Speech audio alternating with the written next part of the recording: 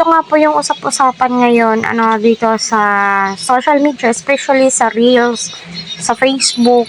Although hindi naman po to big deal para sa atin kasi tapos na po to nakalipas na at ang daming nagpa-pop up dumadaan sa wall ko, lalong-lalo na po sa Facebook ko na ayun yung mga komento na may feelings daw, sabihin oh my God, kahit tao tayo, may feelings po talaga tayo.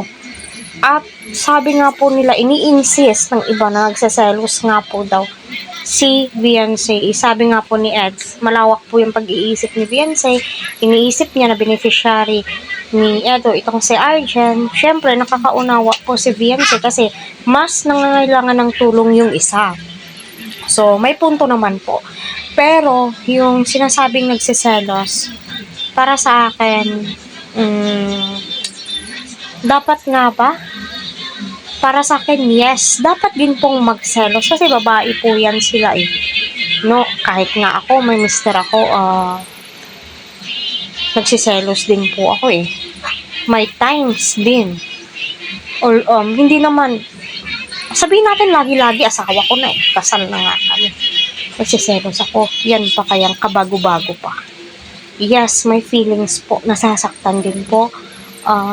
Nagsiselos kung may dapat nga bang selosan. Totoo nga ba may dapat nga bang selosan si Beyonce between the beneficiaries? So ang babaw naman siguro ng kaisipan po natin. Pero it's up to them. Nasa atin naman po yan. Kasi opinion po natin yan Pero hindi po natin alam kung ano po yung totoong feelings po. Totoong nararamdaman po nila. No, sa sitwasyon na yon. Kasi for me sa sitwasyon na yon, umiiral po yung awa. Kasi kita naman po natin sa full video kung ano po yung nangyari. Kaya ang hirap mag-judge base sa salita lang or Pero yung selos, feelings, andoon po yun, halo-halo po yun lahat.